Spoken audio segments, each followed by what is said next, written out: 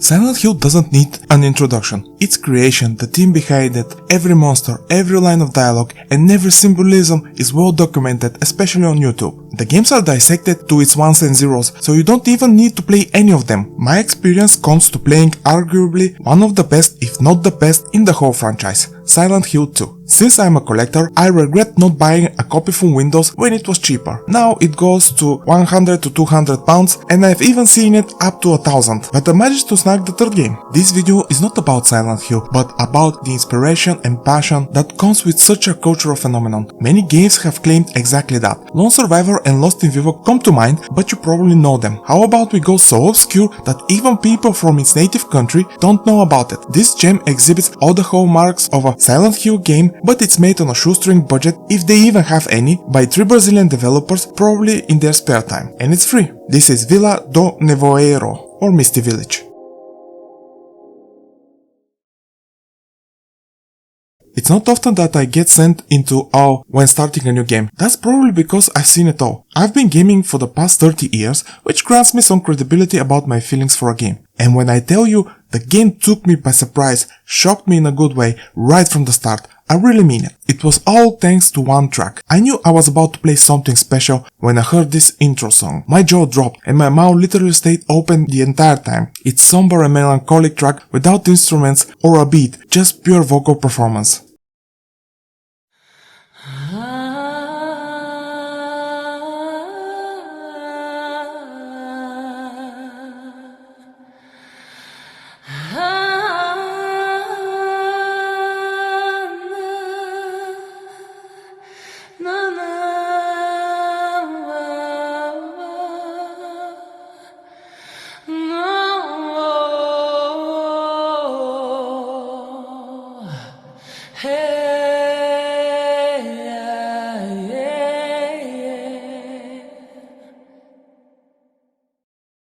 It did its job to draw my attention and hold it. I decided to play the game entirely based on screenshots I saw on Twitter, probably. I knew nothing about the game besides basic stuff, not even what's the story all about. It looks unique. It's a very obscure game that was only available in Brazilian Portuguese language until 2023, when a Twitter user named Luke tweeted that he made a fan translation. When I saw this 2 years later, at the time of writing this, I knew I had to play it. The game is made by amateur Brazilian developer Estacao Virtual, comprised of Triscal, Reginaldo S, Bob, who did most of the work, and Euler Moises, who is responsible for the soundtrack. And they did exceptional work right after double-clicking the executable, so they must be doing something right. Right? Might not look special now when the indie scene is booming with games inspired by the misty American town. Keep the following in your head while watching this video. The game was developed for 3 years, released in 2008 by amateur game developers and made in RPG Maker XP. You heard me right. And if you're anything like me, you probably have the same reaction as me. This is made in RPG Maker? The game takes place in the early 2000s and you play as Adam, who moves to the Misty Village in a big mansion with his son Charlie after finalizing his divorce. One morning, Adam hears a rumble that startles him and he ends up in a nightmarish world or dimension. After fighting his way out, Adam wakes up. It was a dream. Or was it? Then he says Charlie has been missing for 5 days, the gate is blocked, he can't leave, and asks for help, the phone is not working, and it's snowing during the summer. He's trapped, desperate and alone. He needs to find his son. If it wasn't obvious right from the beginning, the game is heavily inspired by the Silent Hill franchise in more than one way. If you want further proof, in one of the rooms in the mansion there is a picture of Henry, the protagonist of Silent Hill 4, on the wall. And if that's not enough, the game uses music from the Silent Hill games. Plus there is a cult, a missing child, and an alternate world. However, despite all the similarities, the game stands on its own. It's not like the game is a remake of Silent Hill games. It's inspired mainly by the 4th game in the series. The game came out a year before starting the development of the Misty Village. The obvious point is the picture in the room, but I can see the similarities in the setting. Instead of being locked in a room that Adam can't escape, he's a prisoner in his own home. The story is quite intriguing. It starts with finding your missing child, but it goes hard in the end. It goes to places I honestly didn't expect, dark and twisted. The warning when you start the game is not a joke. Most of the backstory of the village and its inhabitants is presented by collecting what the game calls fragments. they act like notes, letters, etc. that go into a lot of detail about the backstory of the place and give you a good insight into what and why this is happening. Not always spill out in those fragments, that's for the cutscenes, but they add a lot more to the setting, so it's worth reading through. What bothers me is the pacing. Probably 2/3 of the game, the questions are piling up with no answers. Even the reason why Adam and Charlie are there to begin with is revealed way too late in my opinion. I like that it keeps the mystery going and motivates me to look forward to the answers, but you keep meeting characters that don't give straight answers or refuse to talk. Events happen and I just want a breadcrumb, something to keep me hooked. The notes do that to a certain degree. In the end, it just dumps everything like a truck. Even picking up the notes and revealing a lot about the main players in the story becomes very fast in the last few hours. However, I still like the story and the setting, and it's worth seeing everything through the end. Despite the game being made in RPG Maker, this is not a turn-based strategy, for better or worse. It's a real-time combat and it's on the simple side. It's a button masher. The weapon of choice is a cross with a blade on it. You just smash A on the keyboard to slash the enemies. There is no strategy for fighting the creatures. There are few videos on YouTube about the game, and the ones I checked fight by hitting and running away. I don't like this approach because it takes too long to kill an enemy, so I resorted to standing in one place and hoping for the best. And hope for the best you will, because there is a 30% chance for a swing and a miss. This might sound bad, but it's actually not. For the most part, I took the damage and moved on. Only when the enemies become harder to kill, this tactic becomes dangerous. Then you might want to hit and run if you have the space to do it. Also, you have some additional skills to help you with the tougher enemies. What killed me a couple of times is that a single enemy can stun lock you and do up to 3 consecutive hits. To be fair, you can do that to them unless you miss a swing, and if you have to fight more than one enemy, they are waiting their turn and don't gang on you, which probably would make me quit because no matter how I twist it, the combat is janky. That's because of the grid-based movement, the angle of the camera, and the questionable hitboxes. Sometimes you need to be specific to the character placement to open a door, but that's easy to get used to. I had most problems when shooting was involved, especially on a narrow path. Again, because of the camera angle and the control scheme. What I mean by the control scheme is that if you press a direction, the character always moves one space. Combining this with the limited movement on some screens, and it became annoying. In cases like this, I just run past the monster until I find a suitable space to stand my ground. As I said earlier, the initial monsters don't take much effort to be killed, and getting close and personal wasn't an issue. But later, when the enemies got tougher, I was prone to do some range damage before slashing and dicing.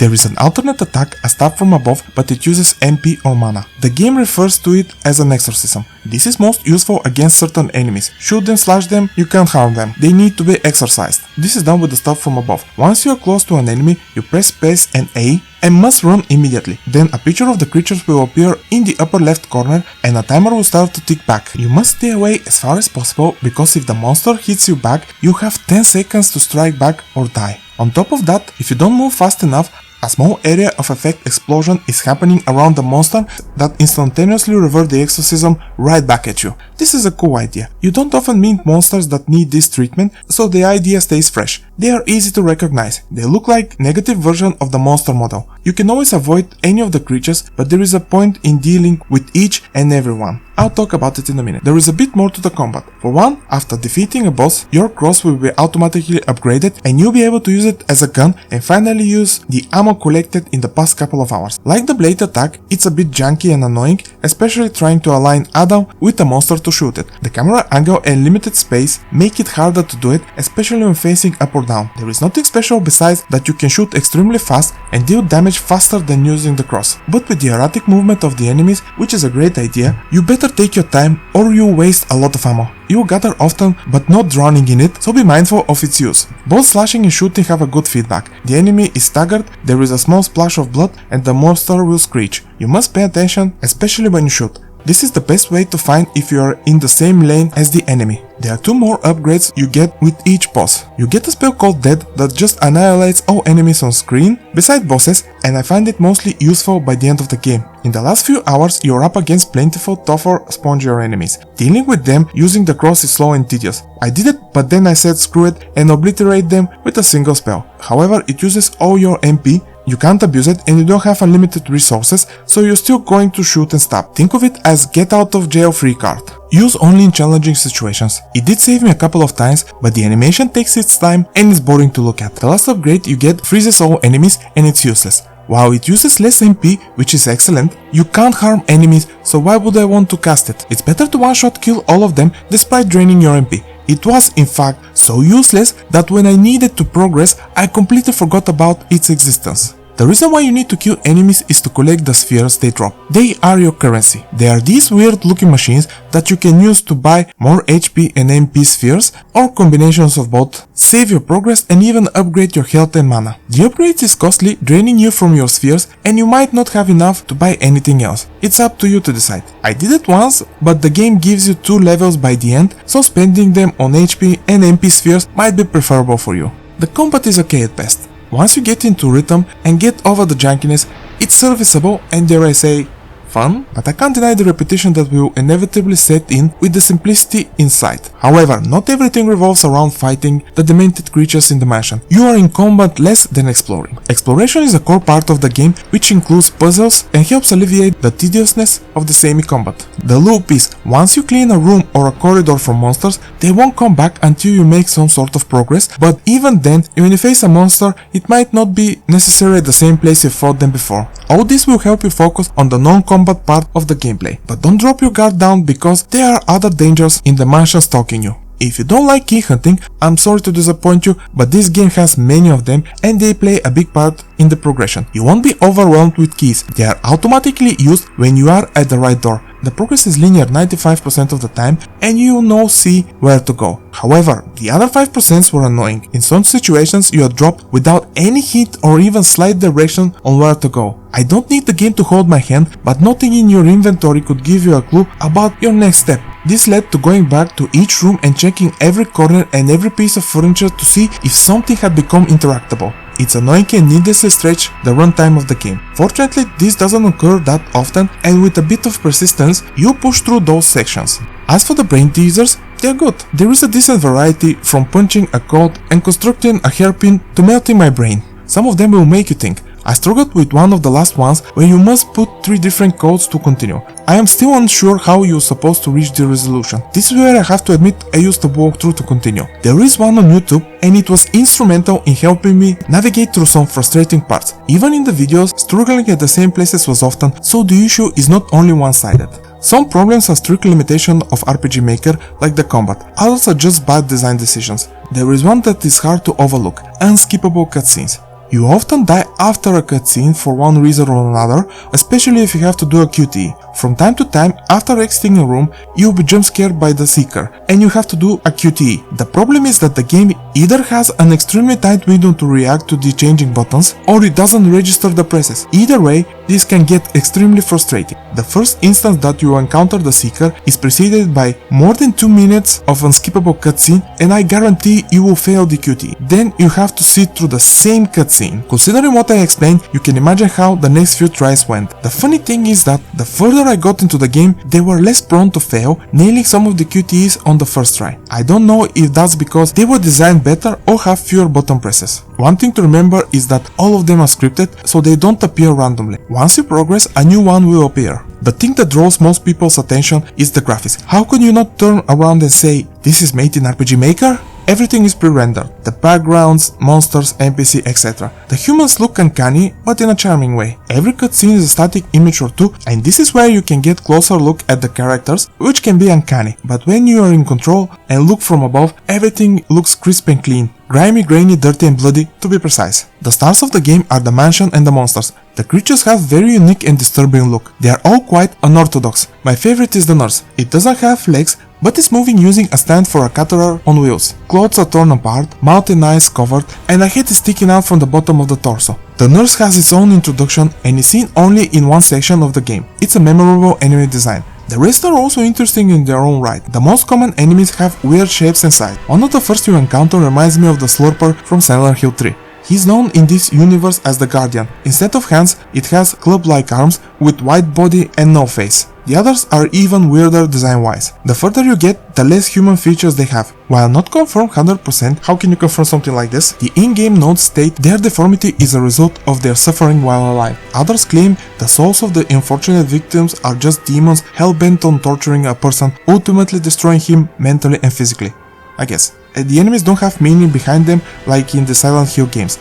They are the way they are for different reasons and not manifestation of guilt or anything like that. More about this in the spoiler section of the video. There are no levels in the traditional sense. It's only one level, one map, the mansion, and it's a character of itself. You take control of Adam in a normal looking room. Soon you discover that each new room is a small separate world that hints at a story. Some look like just an ordinary place where people used to live and have fun, like playing billiards and having a drink. Others contain long table for a big family to have dinner with an extinguished fireplace reminiscent of the warmth that once may have enveloped the residents of the mansion. Nothing out of the ordinary in those rooms, excluding the monsters that is. There is also a dark room for revealing photographs. Others have pile of rubbish or maybe someone hoarded. However, certain rooms are just weird and creepy. Who needs so many mannequins? And why are they covered? This is hair-raising. Also, 2 giant heads are in the basement plus a well. There is more, but I'll save it for the spoiler section. Once the mansion hosted a big thriving family, but now it's empty and shallow. Except for few rooms, everything else is neglected and dull. Walls are dirty,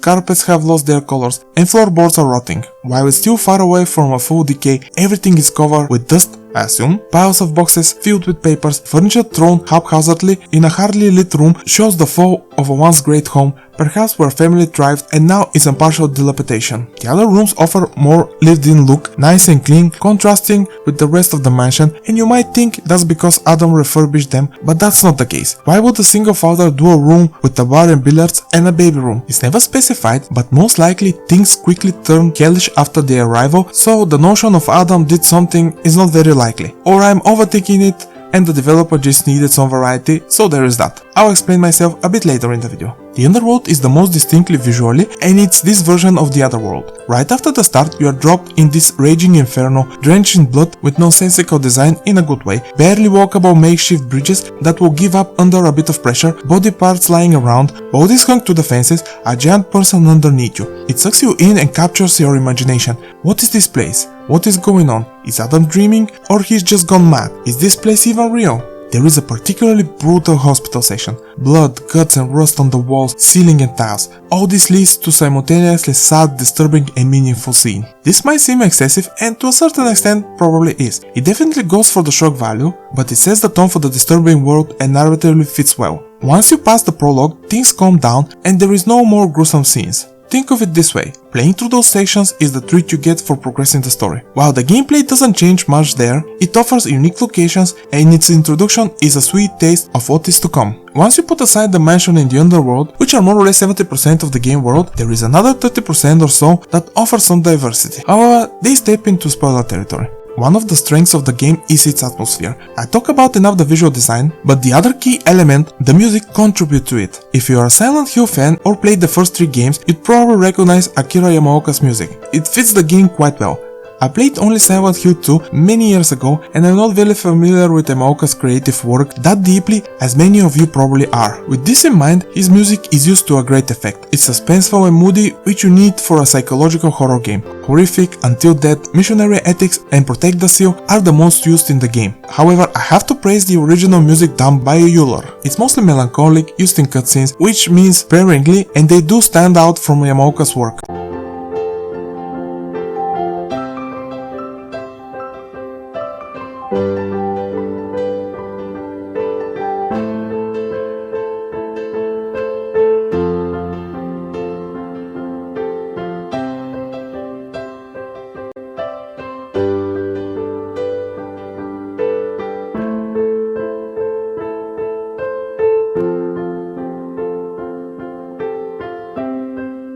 But it's pretty distinct and could easily fit in a Silent Hill game, maybe even shoulder to shoulder. Don't rip me apart, this might be blasphemy for many of you, but I mean it. The one you hear the most in the cutscenes is Laura plays piano. I'm aware there is a track with the same name in Silent Hill 2, but the name is probably homage because the track sounds quite different. You came to the right place if you expect the soundtrack to include piano, acoustic guitar and violin. There is more to just sad music. Some of the ambient tracks are decent too.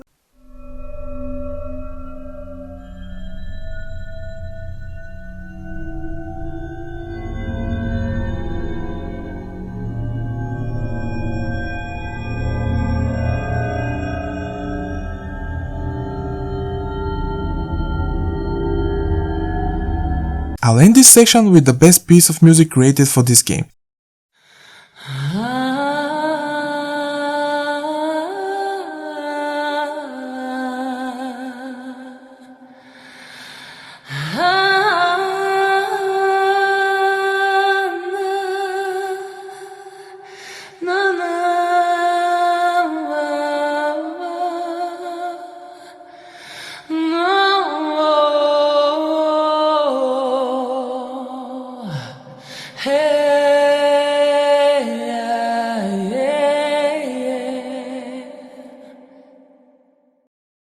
just beautiful. Chaos is the year. Solid work overall. Before moving to spoiler territory, I have to mention the technical difficulty I faced. The first one was when I tried to play the game initially. I always get this error. A picture was missing, but it's not actually missing. I spent an afternoon troubleshooting, and the solution was to change my system locale to Portuguese Brazil to play it. The second issue was almost the same as the first one, with the difference that it was a missing music file. All I did to resolve this is grab another track from the OST and rename it. Other than that, the game runs smoothly. I will discuss more or less how I experienced the game, but I'll take some liberties with how I present it for a better video flow. The story is a mixture of cutscenes, notes and journal pages you find in the game, but they don't show up in the order I'll present them. Lastly, I need to shout out Luke for his/her translation effort and a bit of a warning. It's not a complete translation. Menus, some on-screen text are not. Also, I noticed quite a few times it's wonky. Some sentences don't go as fluently as they can be. I'm not bashing Luke for this. As someone whose English is not his native tongue, I can fully understand how difficult this process could be. Even with this translation, the story is quite readable and easy to follow. You can always use your phone to help you with the untranslated parts, as I did. If the game sounds remotely interesting and you want to experience it in your own time without me spoiling the plot, and you should totally do it, skip to the time on the screen to go directly to the video's conclusion.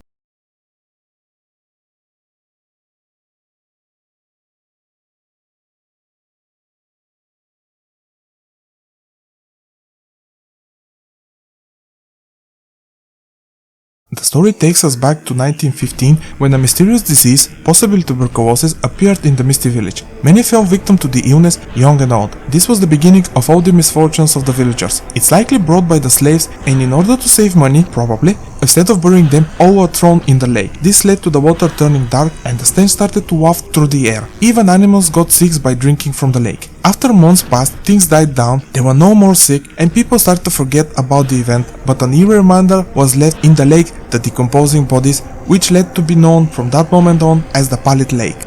The game opens with Adam sitting at the kitchen table, having breakfast and coffee, contemplating what led to this moment. But out of nowhere, a big thud shakes him and he quickly jumps on his feet.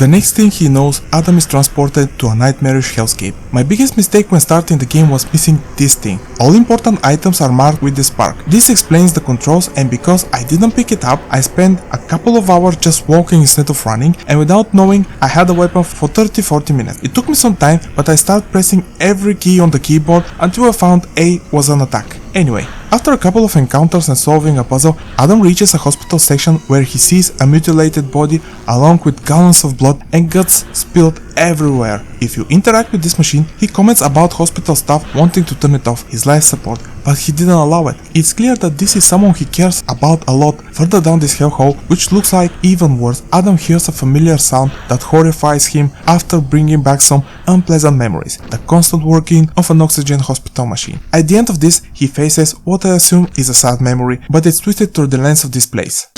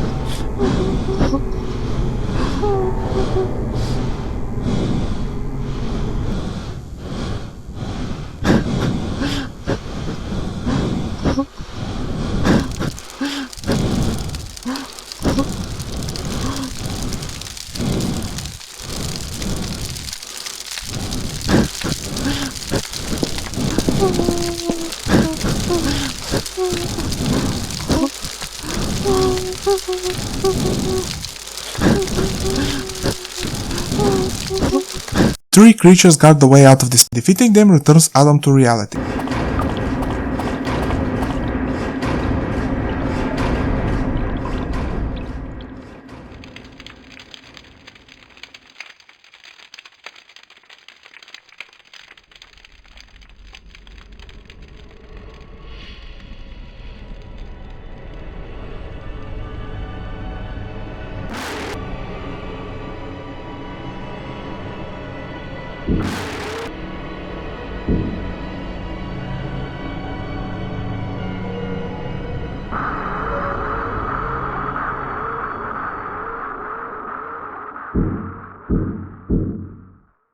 It was all a dream. Or is it? In a text on the screen, Adam explains that his son Charles is missing for 5 days. Also, snowstorm rages outside, the gate and roads are blocked and no one can escape. This is the main driving force behind Adam, finding his son and escape. Once he gets out of bed, he sees the same weapon as the one in his dreams, a cross with a blade. So this might not be a dream after all. You might be thinking, how come Adam waited 5 days to search for Charlie? Well, there is an explanation, sort of, you will see in a bit. Inside the bathroom is a strange machine that allows the player to save and buy HP and MP spheres. Once down inside, Adam exits but is attacked by an invisible enemy. I died several times without knowing what I was supposed to do. This is what I mean by lack of direction sometimes. All you have to do is enter the wardrobe and stay until it's safe to go out. After that, you don't need to worry about him appearing. Not until you make your progress in the story. Initially, when I checked it, Adam said, my wardrobe. It will be more practical to say something like, quite a big wardrobe, a whole person can fit inside. Then there will be no excuses. There is one example of this done right in the prologue. There is a monster hitting a door and it doesn't attack you unless you provoke him, making you focus your attention to what is he doing. After killing it to progress, you need to start hitting the door. Plain and simple, obvious enough. Anyway, once you exit the room, you will be in a corridor with multiple rooms, most of them locked. The first one I entered was set up to be a baby room, but an enemy appeared before I managed to explore. I started taking damage and quickly got out, trying my luck elsewhere, because I wasn't aware how to deal with this thing. The next thing I enter is Charlie's room. This triggers a cutscene where Adam sees a young boy lying in Charlie's bed, sick and tired. The kid just wants to rest here and barely answers any questions besides his name. Jean says it was a long day, he tried hard today. It was a long journey, running and looking for something. It doesn't make much sense.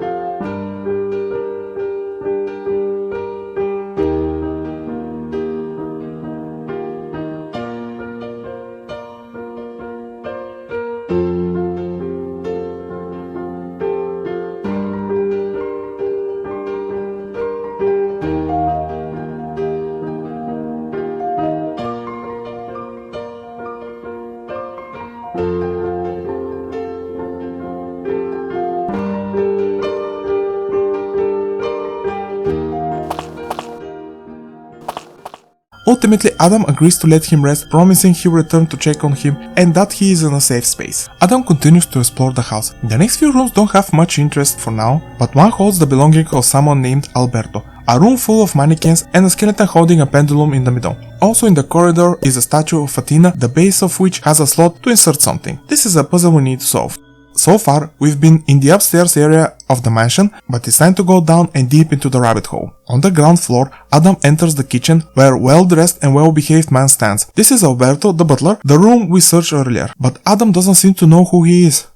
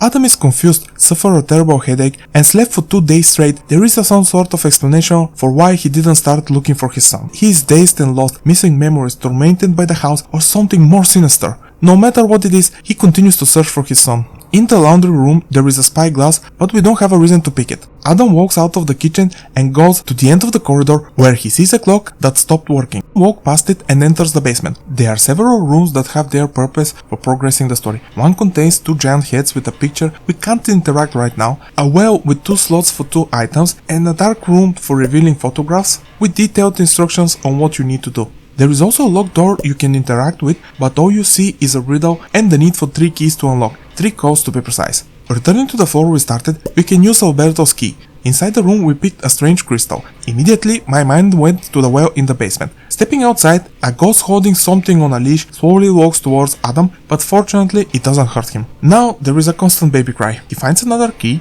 which leads us to the ground floor and another hide from the ghost section. Pushing a wardrobe out of the way reveals a door behind it, but the interesting thing to us lies in the next room. However, a QTE is waiting for us. After several failed attempts, Adam picks up a key in first person. There are a couple of these in the game and they are cool. They feel more closer to the early 90s adventure games. Move around, find the thing, solve a puzzle and continue. This new key unlocks a door in the basement where Adam finds an altar with picture of Jean in the middle and a piece for the Athena statue. Once he is back on the upper floor, he sees a girl leaning on a door, but she quickly disappears before he can question her. Then he enters Charlie's room where he witnesses a conversation between him and someone else.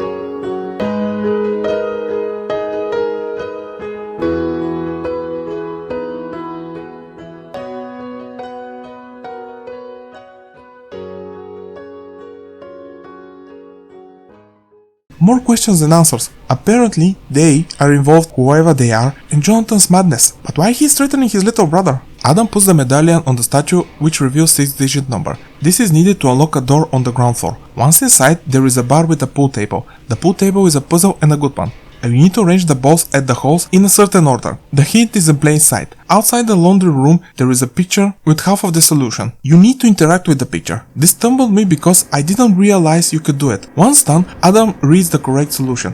Inverse horizon of the colors, with a date, 31/05/80. So when you go back, you need to flip the left and right balls horizontally. The middle stay at the same spot. This unlocks a hidden compartment behind the picture from which you take a card or a ticket, and it's called in the menu Rufiotto, which translates to refuse. There are 4 tickets and I didn't find the role they play in all this. The others are garden, darkness and flowers. On his way out, Adam is stopped by Alberto.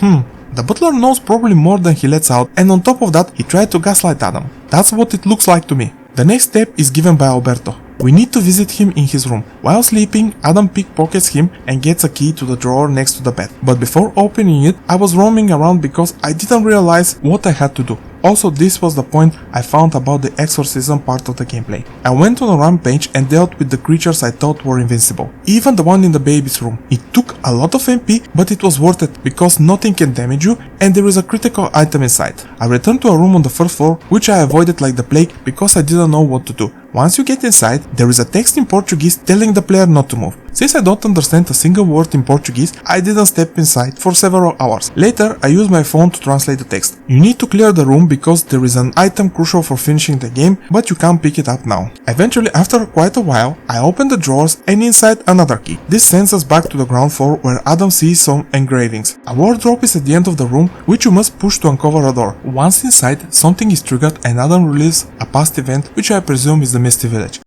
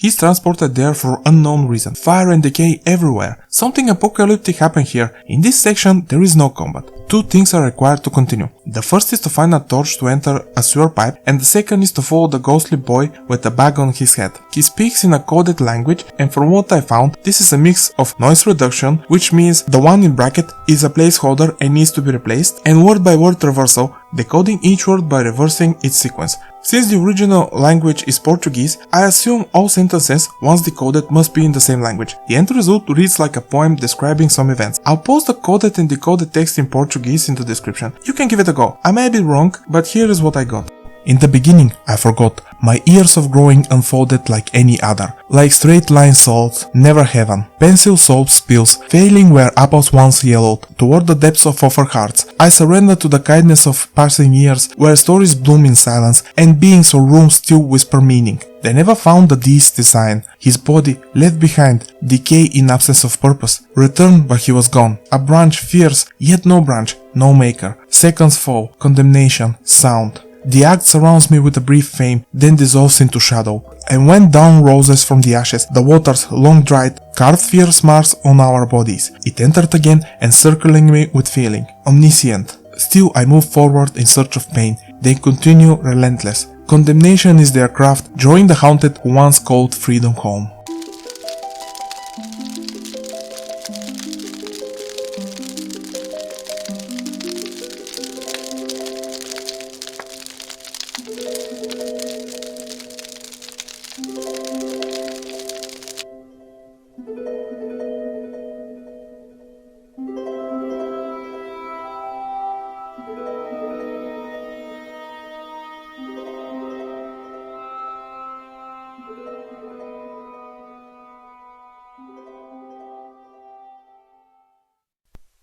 The boy reveals the torch and Adam can continue his torment. This is another first-person section. Crawling through there, you stumble upon a body with some papers on it. It's about Valentine's family, crucial players and catalysts for the village's demise and current events. Adam crawls out and is greeted by what looks like a sacrificial altar.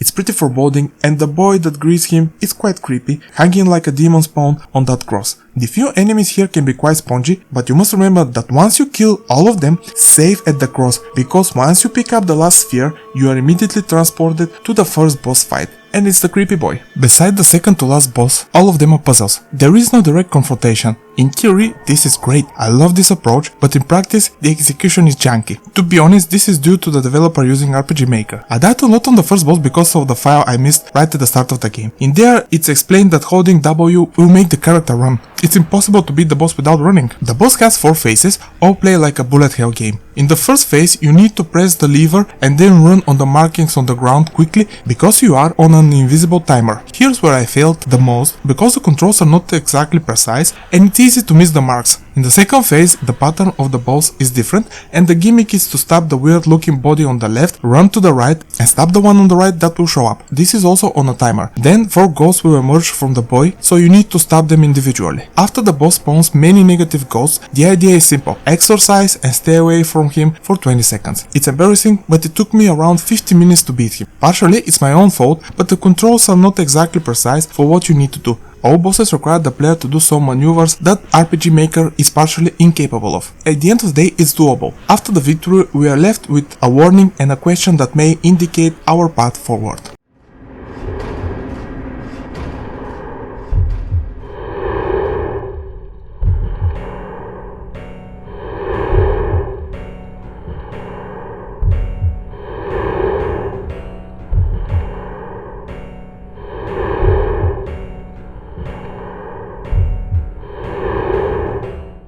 Adam wakes up with a headache and upgrade to his cross. Now we can shoot. Don't get trigger happy. You get plenty of ammo, but you still need to pick and choose your targets. It's very easy to miss shots because of the camera angle. Watch for the feedback, a bit of blood splatter and the screeching of the enemy. That's the best way to determine if your shots are landing successfully. It took me a while to find out what I was supposed to do next, but the room that Adam woke up in had a safe and the combination to unlock it was on the picture with the pool balls. You can never guess what we got out of there. 2 keys. The first door is on the top floor. Inside is another first-person section. You can turn left or right, it doesn't matter, and click on the pictures on the walls. They are pretty cool, but there isn't any significance to the story. Or at least I didn't figure it out. The important bit is right in front of you the whole time. The 10 stones with a sketch of someone. This is a simple puzzle. Push the stones in a specific order until all needed light up in green. The reward is a text saying there are no flowers in the Garden of Darkness and the second crystal needed for the well. And a QTE. The second key from the safe is used on a door on the ground floor, but there is nothing inside besides some ammo and a locked door. We'll probably get back here. The well is the next destination. Adam inserts the second crystal and a statue rises holding a crystal ball. We take it and head out of the basement when suddenly the girl that was leaning on a door and run away is right in front of us and Adam wants answers.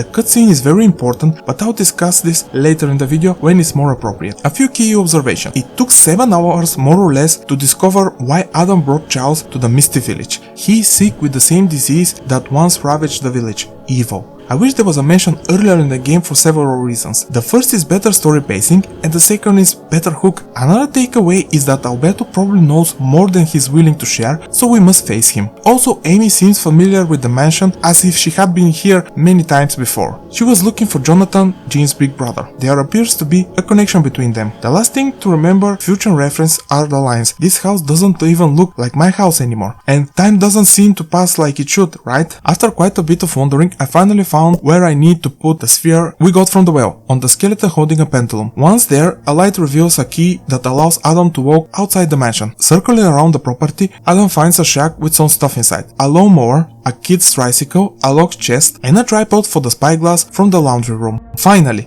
throughout this playthrough, it antagonizes you that you can't pick it up despite knowing it will be used somewhere. There are a few more items like this. We need the rake inside the shack, but Adam hasn't figured out its use yet. Before reaching this realization, it's time to see what is blocking the gate. At the beginning of the game, Adam mentions it, but now we will experience it with him.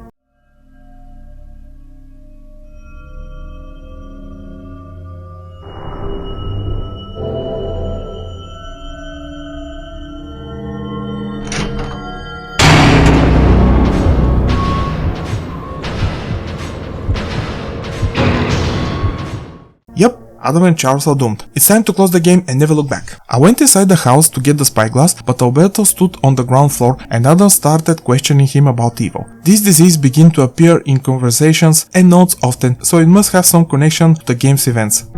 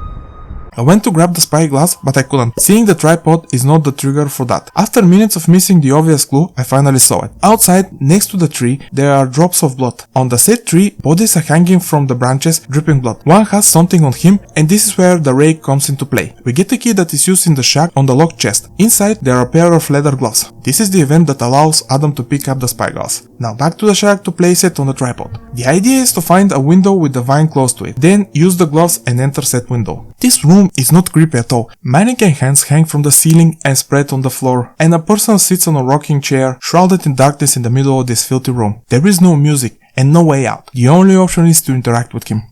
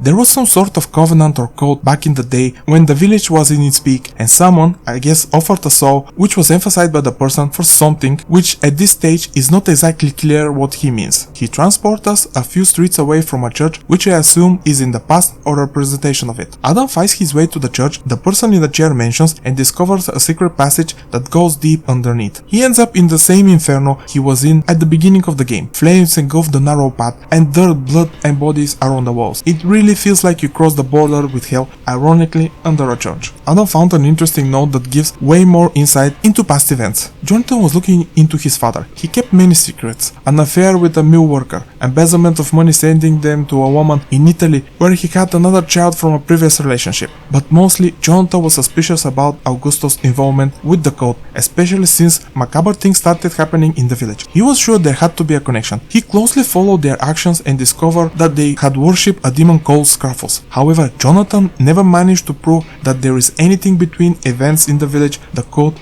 and his father's involvement, but the most frightening discovery was about Jean. Adam descends down the ladder, finds a key, and sees Jonathan tied up and unconscious. We can't do anything for him, so we backtrack to the surface of the church. Adam uses the key on the locked door right next to the hidden entrance.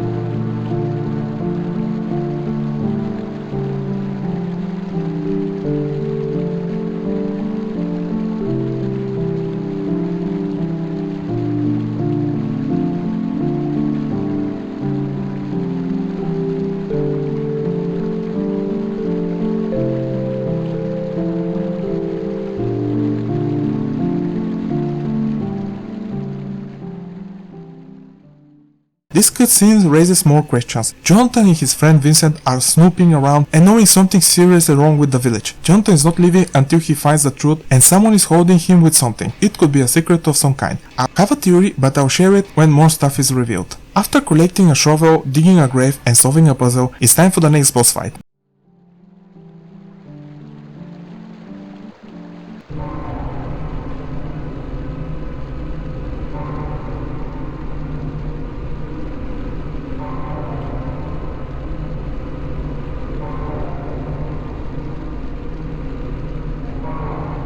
This is a weird one. It's not very long, it's the shortest and it's the least interesting mechanically. All you need to do is activate a couple of levers, kill the monster that will come alive, and exorcise the boss while avoiding the balls from which you can catch fire. At this last part, I just tanked the damage because it feels impossible to avoid it. I hope you have enough HP spheres.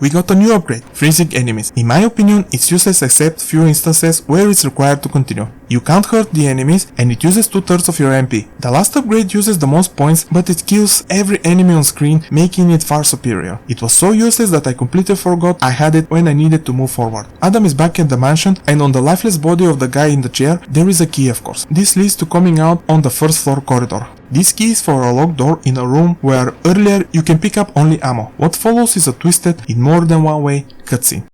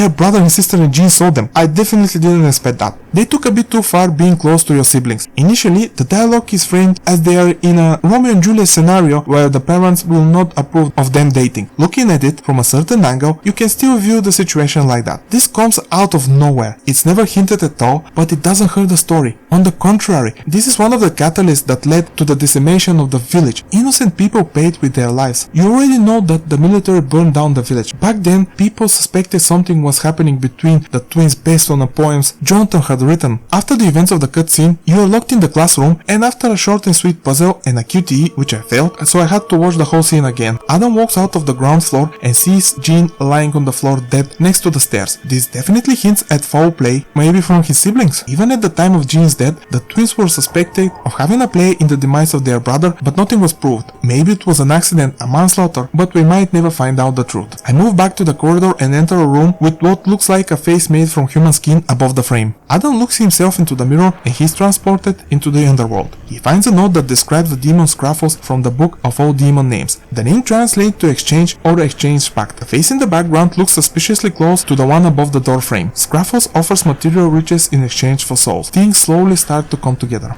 The next boss fight is at this place. Adam faces this monstrosity after walking on what looks like a haphazardly made path from rotten planks. First you need to destroy the enemies and they can take a lot of hits, then get close to the boss and stab him with a spear found before the face-off, and finally exorcise him while avoiding the flames. These things started spraying blood everywhere. And we got the final upgrade of the cross, the BFG of this game. The death spell. It annihilates everything on the screen besides the bosses. The animation takes a bit too long, but you won't use it every time you get into a fight. It uses too much MP. Adam is back in a room with body bags and locked door. The sequence for the code to unlock is on the bags. From there I go to the basement and the door next to the save point is now unlocked. Inside is a key allowing you to enter the living room. There are two essential items, a key and a camera. Earlier in the story you will come across a dark room for revealing films and description of how to do it. While exploring the mansion, you'll see items you can't pick up. Besides the spyglass, they are all connected to the dark room. The first one is the camera we got from the living room. The next is a red bulb from the kids room. Then we go back to the room with the two giant heads and take a picture of the painting on the floor, and then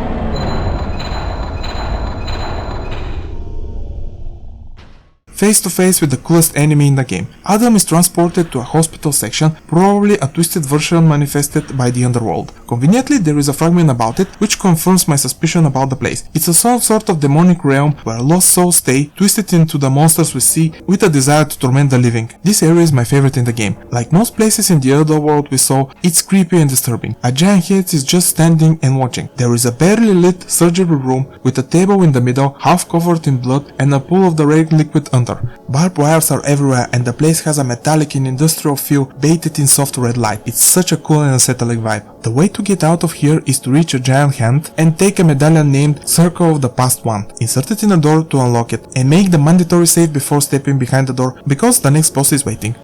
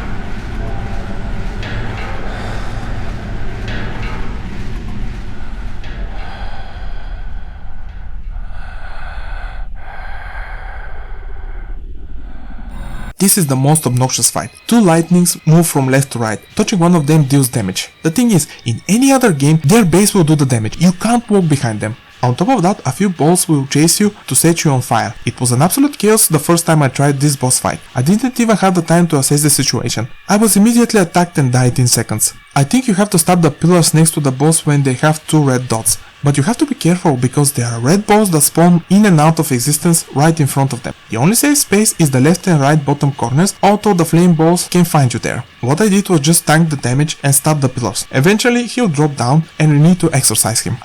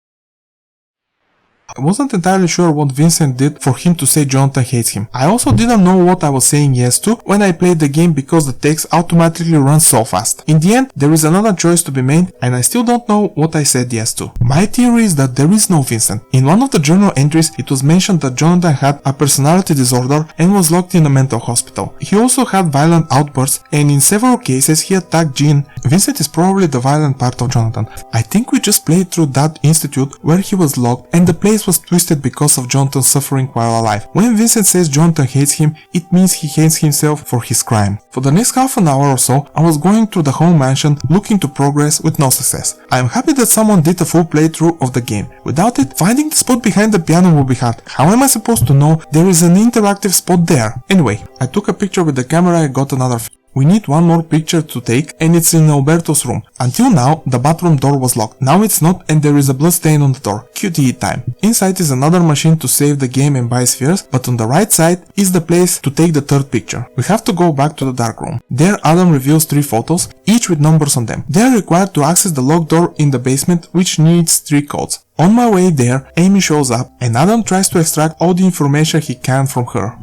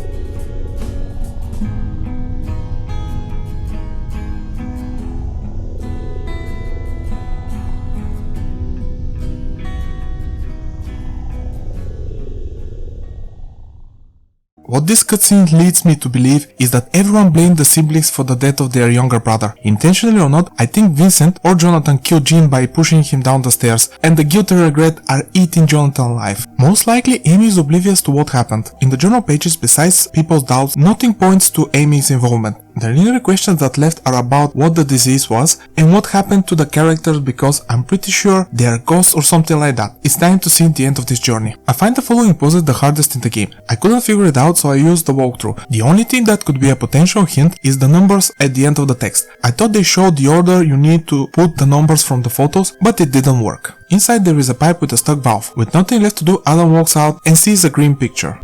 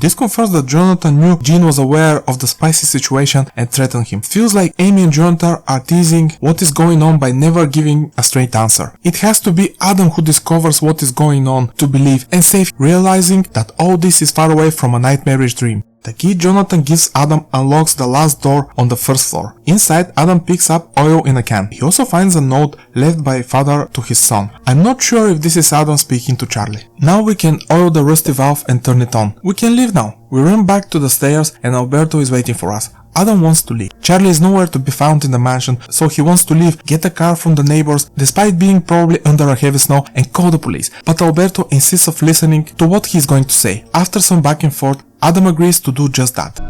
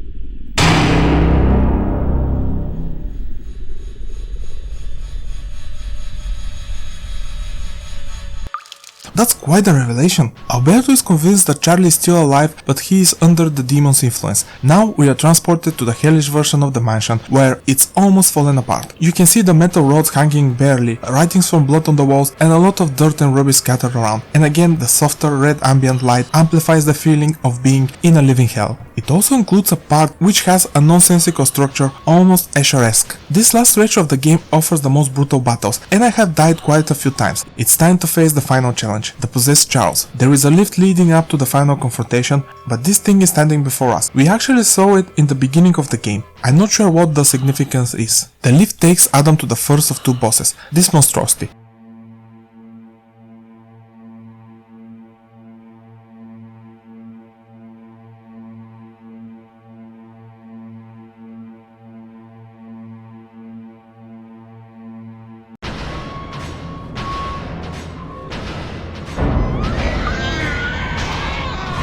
A scorpion-like arms instead of legs and tail with a person inside. This is probably the scariest creature for me. There is nothing special about the fight, it's just an endurance test, but there is a trick you can use to expedite the end result. If you have enough MP spheres, you can use the death spell. It damages the boss multiple times in a row. If you don't have any, prepare for a long and arduous fight.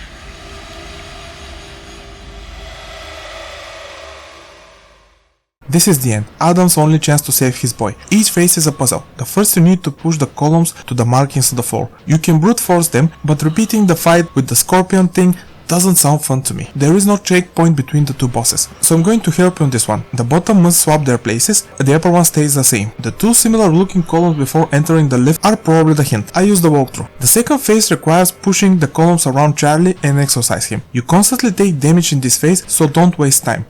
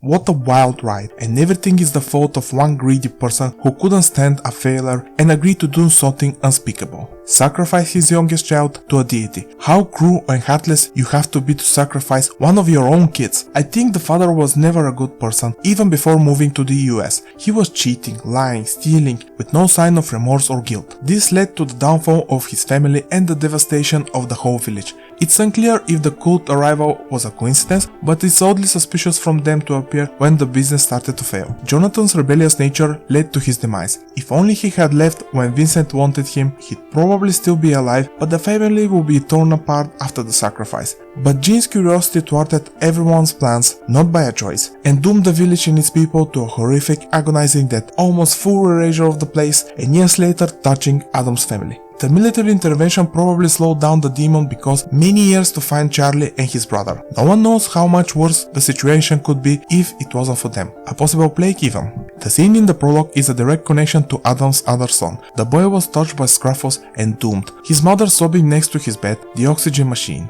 Adam probably felt distant and helpless, not knowing if his son would hear him calling his name. The blood and guts could be easily interpreted as how he saw the hospital and its staff, a butcher shop with monsters running it. The death of his son led to his marriage falling apart. Still, once Charlie got evil and there was no hope, Adam's research led to the Misty Village, most likely without his ex-wife's permission, looking for answers and cure, not knowing he was walking into a trap. For one, I think the whole game takes place in the underworld. The first clue is given by Jonathan when he says, "Time doesn't seem to pass like it should, right?" If this was our world, why would he say that? This could very well explain why Adam didn't start immediately searching for his son. The second clue is the underworld. It's described as a place where lost souls wander. All characters we see are lost souls stuck in limbo. Jean, Amy, Jonathan, and Alberto. The mansion was probably the entrance to the underworld. The door that Adam and Charles emerge probably is the gateway between the two worlds. There is no house, just empty field with a stone fence where the mansion once stood. There is so much more that I didn't mention in this video regarding the lore, such as detailed descriptions of the monsters and their role. Adam's pursuit of his son might have led to all souls finding peace after the never-ending nightmare finally was stopped for good.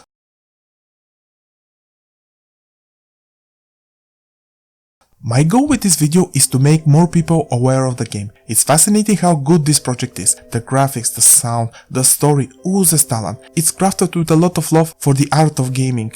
Despite taking from Silent Hill, it's just a hint for what you can expect. A psychological horror game born out of passion and limitation that doesn't copy but was inspired and turned into something special. Something that might frustrate you from time to time but will leave hopefully an impression on your mind for weeks to come. While there is a lot that can be improved, many things don't need to. Graphics are phenomenal for something made in RPG Maker, and they are not just one note. Everything is carefully crafted and much thought is put in every part of the game. The biggest surprise for me was the story. Dark, twisted, engaging, and the music, while not entirely original, it was put to a great use, making every section of the game, every cutscene, more than just a blunt copy of another IP. The collection of all the best parts of the game makes the world worth experiencing and seeing Adam's journey to the end. If any case can be made for remaking a game, Vila do Nevoeiro is the perfect project. Keep the pre-rendered graphics, expand the combat a bit, improve the story pacing, and add some music, and it could be a commercial hit.